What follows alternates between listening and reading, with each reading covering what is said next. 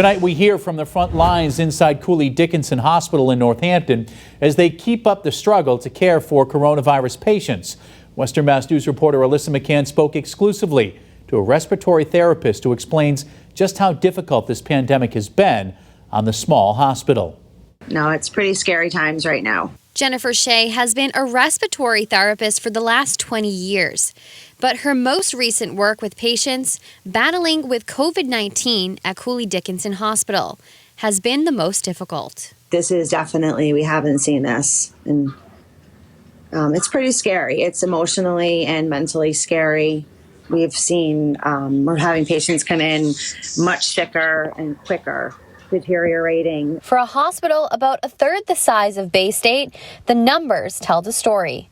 Cooley Dickinson has a total of 130 beds, 11 of them ICU beds. As of Thursday at noon, they had 14 patients being treated for COVID-19, 5 of them in the ICU, the highest number this week. Shea tells Western Mass News those patients in the ICU struggling to breathe require respiratory therapists to administer oxygen, playing a vital role in their recovery. We can be putting on BiPAP, which is a mask, to help initiate that breath.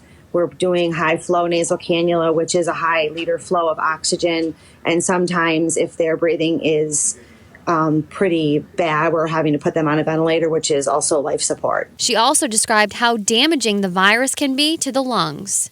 It's basically mimicking almost like a really bad pneumonia. They're coming in, their lungs are filling up. So a lot of times on a chest x-ray, you see the rib cage, you see like the sternum, and you see the air, which is usually gray. And when someone has COVID, it's basically just white cells. There are patients recovering from the virus at home, but they still are relying on respiratory therapists for advice and suggestions. Don't just lay in bed for, a couple of days or on the couch. It's repositioning is a big component. Laying on your stomach, trying to do that as much as can be, which is called being in the prone position, rather than being supine, which is looking forward, laying on your back. Repositioning, staying hydrated. Even through the dark times, Shea says they have had patients make a full recovery. We have about 7 or 8 that have over a couple of weeks, about 2 to 3 weeks, close to a month, they've been able to get discharged. For Western Mass News, I'm Alyssa McCann.